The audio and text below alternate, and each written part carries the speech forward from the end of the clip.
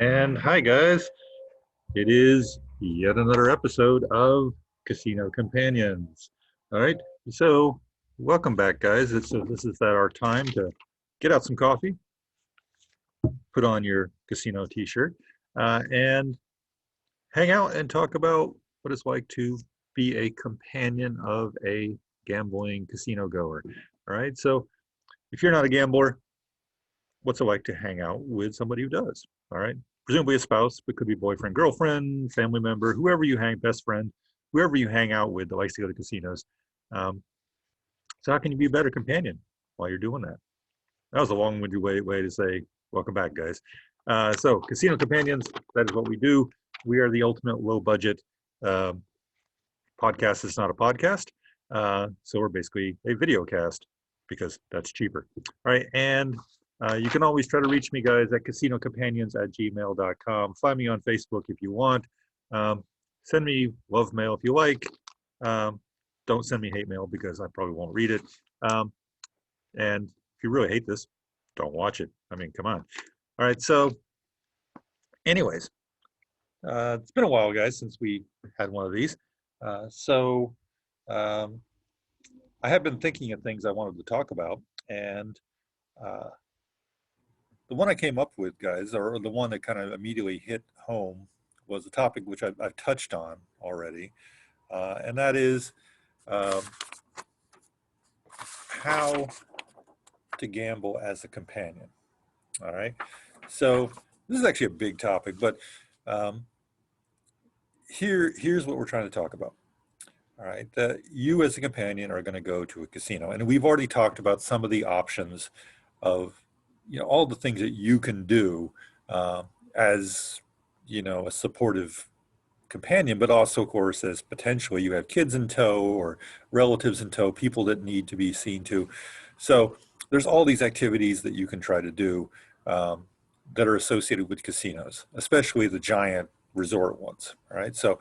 Um, that's all great and fine, and we talked about that at least a little bit already. Good. Now I want to take on sort of the topic of, okay, how about you going into the casino? And I know I've touched on this, guys, that as a companion, should you go to a casino even if you don't particularly like gambling? The answer is yes. Okay. Why? Because this is a hobby that your companion enjoys.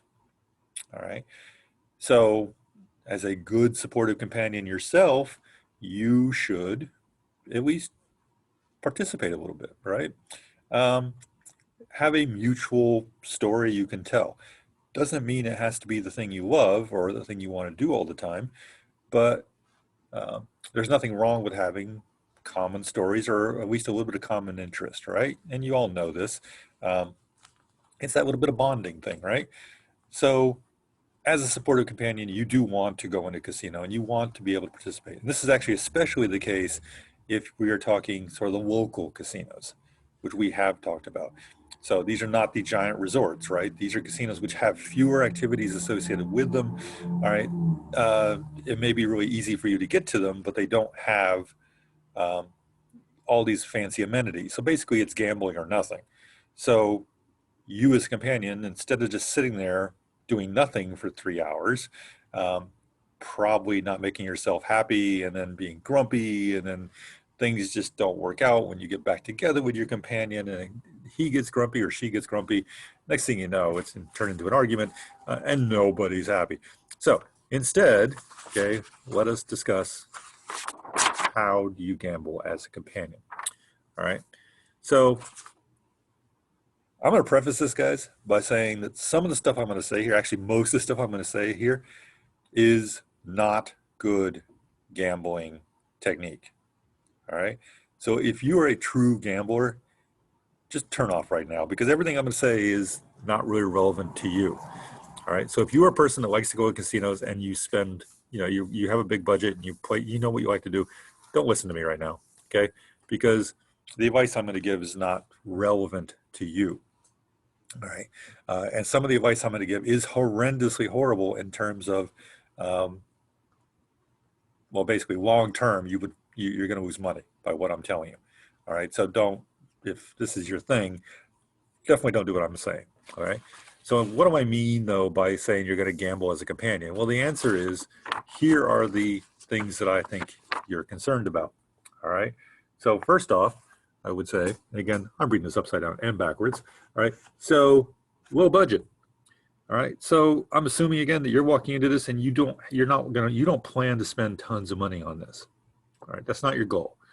So we're not looking to, we want to keep our outlay as small as possible, reasonably speaking. All right. So that it's basically in the realm of entertainment expense, like going to a movie theater or whatever is your favorite thing. Something fairly low on the outlay. Okay. So low budget. Okay. Short time. So short time meaning you're not going to be doing this for days on end. All right. This is an attempt to go into a casino and share some time with your companion, or at least be in the casino with them, even if you're not sharing. So this is not this is not meant to take up days and days and days of time. All right. We can talk later about how you handle that sort of situation, but that's not what I'm talking about here. So we're talking about an evening going out with your companion, basically a date night going to a casino. So a few hours is what I'm talking about here. So relatively short period of time. All right. So we got low budget, short period of time. All right. Maximum experience. All right. So max experience really just means that you want some of the excitement of being in a casino. What draws people in there? All right. It's people yelling, screaming, having a good time, right? You want some of that. All right. You don't just want to walk in there and be bored the whole time. So the ulterior motive here, guys, is that you have a good experience, but you also have some experiences. You see things that you can share with your companion over dinner, right? So they feel that you've come out of it with something good and that you both have some mutual experiences to talk about. So it's basically a nice conversation thing, right? Date night, right? So giving something that makes people happy, or at least giving you some kind of maximum little experience. Which could be something you do, could be something you observe, but some sort of nice experience that you have to talk about afterwards. All right. And then finally, free drinks. Okay. Sure. I mean, unless you're driving, in which case, no free drinks for you. But if you're not driving, yeah, gambling to get free drinks, it is perfectly fine. All right. I'm not saying the drinks are high quality, but there's nothing wrong with getting a few drinks to kind of have a bit of a fun time. All right, so I'm going to put all those in there as being sort of the goals of what's going on here.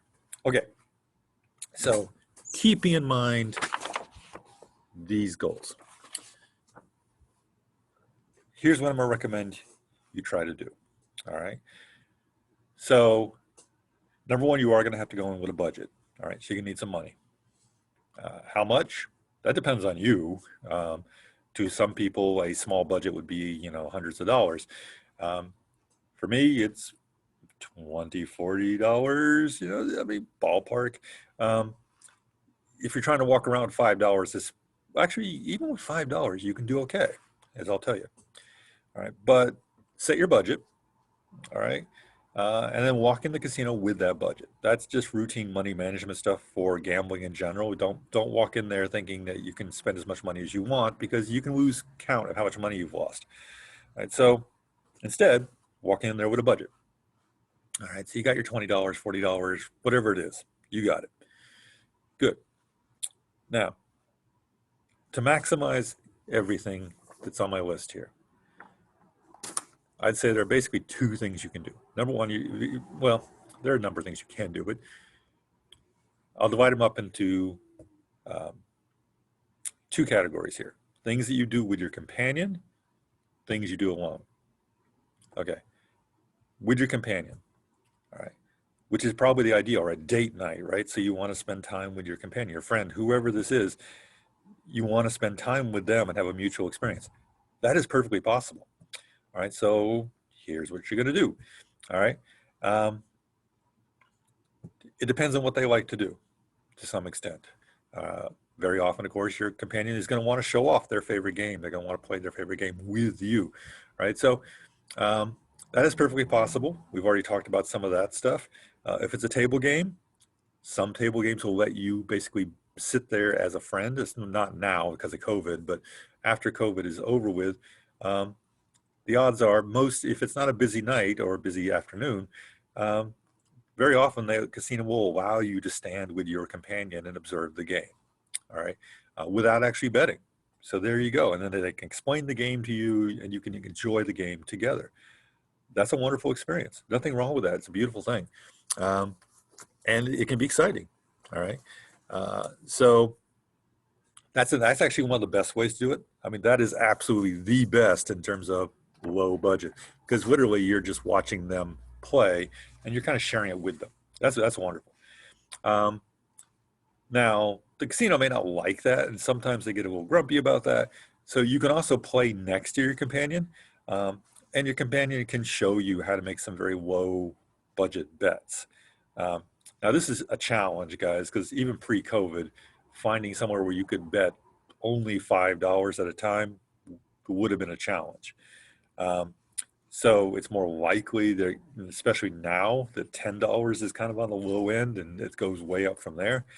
So table games in general are going to be a trouble to do this with in modern times.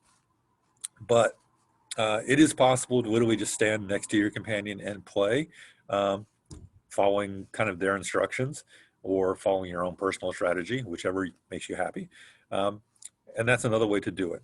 All right. And we can discuss individual table games. We kind of already have individual table games that you can make kind of a minimum bet and not risk a lot of money.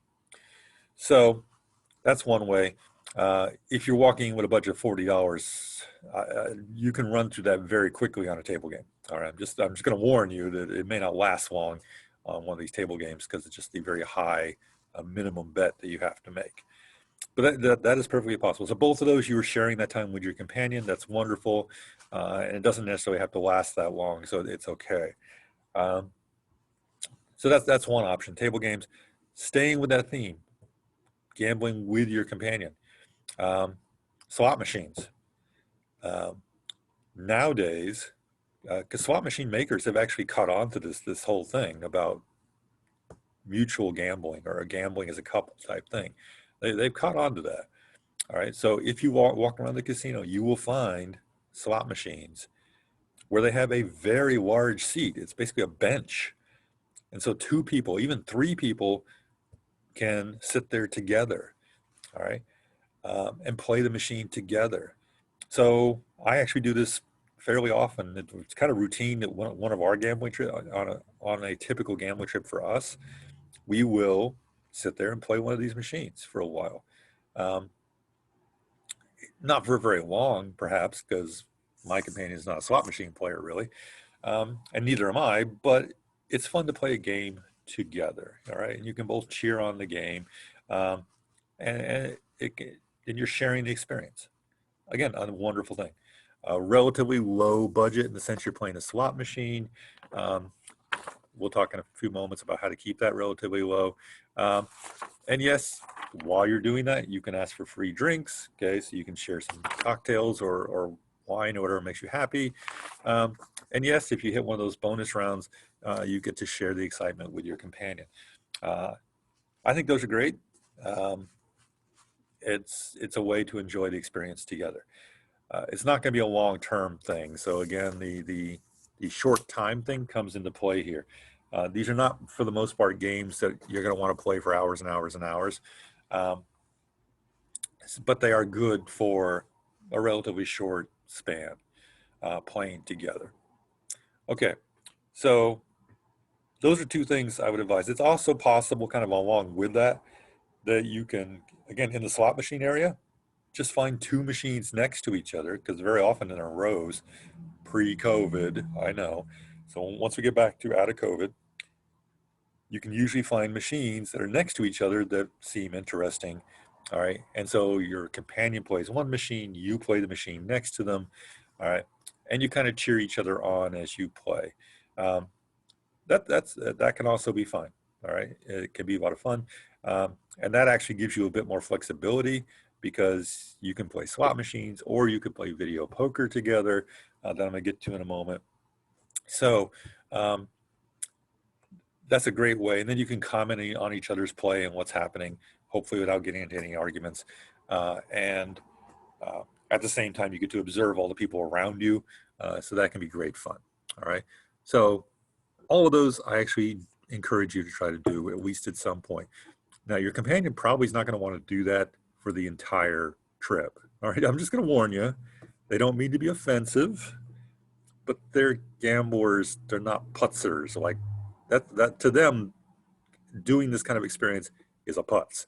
All right. That you are literally kind of you're not being a pain in the butt, but you're kind of a damper to what they like to do in this case. They're enjoying it with you. I'm not saying that they hate you. I'm just saying this to them is like taking a break. All right.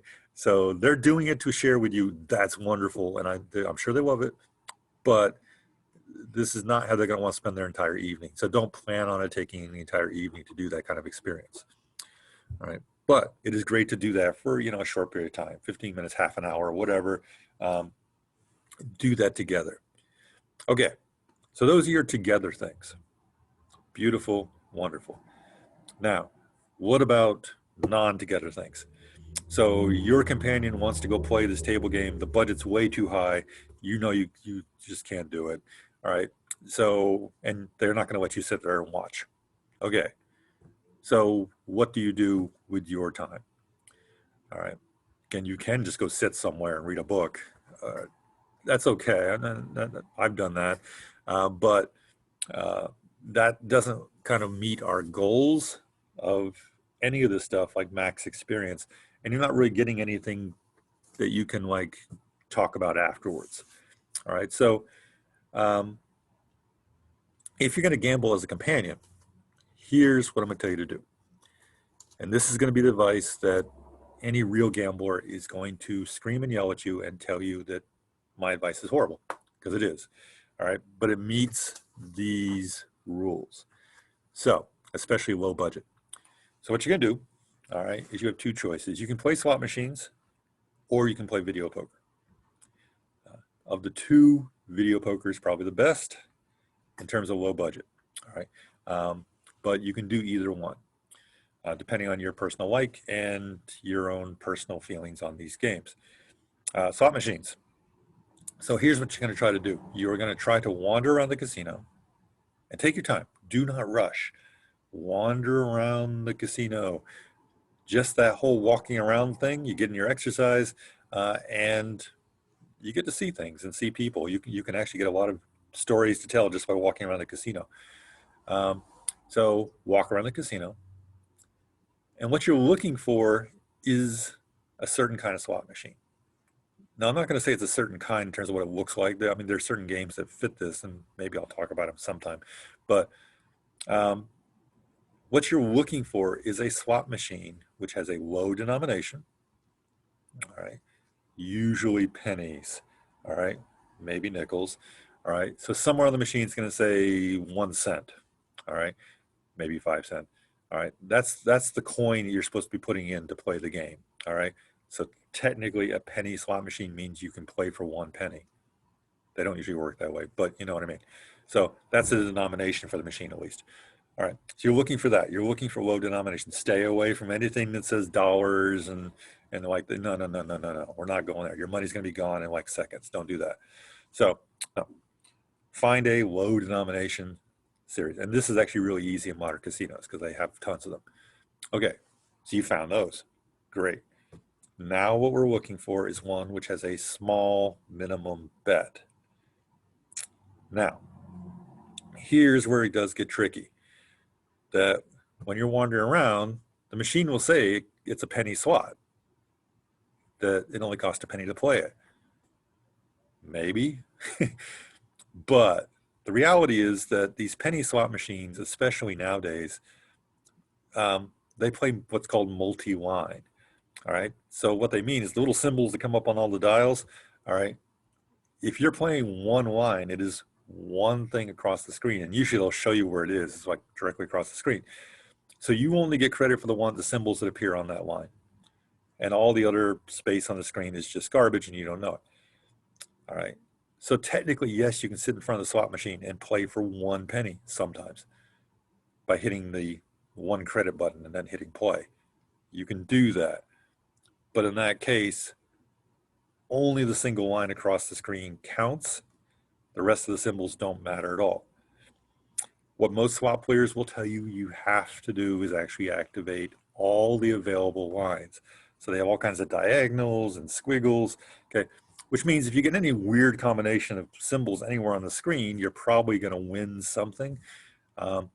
So by doing maximum bet, well, not max bet, sorry, by activating all the lines, you would much increase your chances of something happening, all right, at any given moment of time. And that is part of our max experience. We actually want something to happen, guys, all right? So getting a bonus round, that is cool. We want that. So rather than sit there and trying to play penny by penny, yes, you want to activate all the lines. Okay. So that now means instead of playing for a penny, you're probably playing for 20 cents, 30 cents, 40 cents, 50 cents, and up. All right. So usually the machine actually has buttons, okay, that will tell you what that minimum to activate all the lines is. All right. So it's a little bit trickier how to do that, but if you look at them, you'll see there's kind of a minimum button that you can hit that says, boom, I'm going to activate all the lines. All right. So what's your job to do is kind of wander around, look for what that minimum button is. I mean, it's going to look kind of awkward because you're literally walking down the aisle, peeking over to look, see what the symbols are all the time.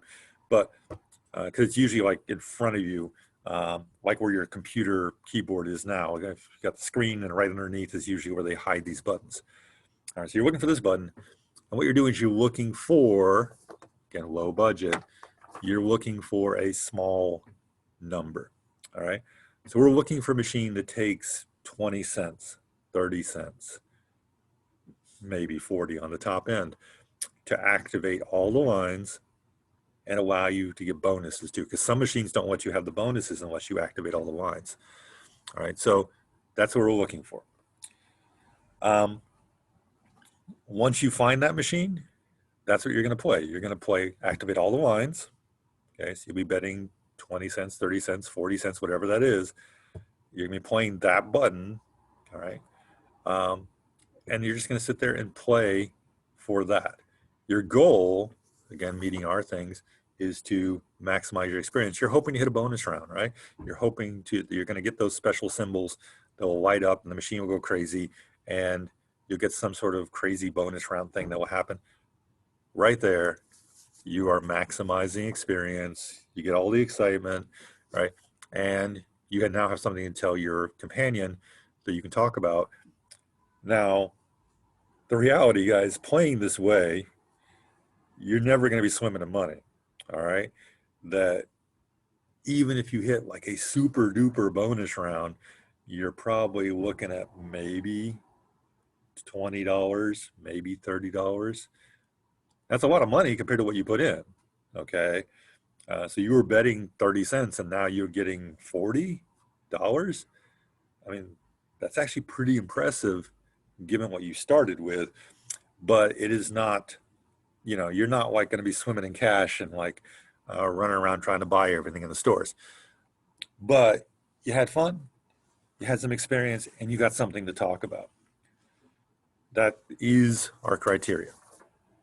Okay, so that is what I often do.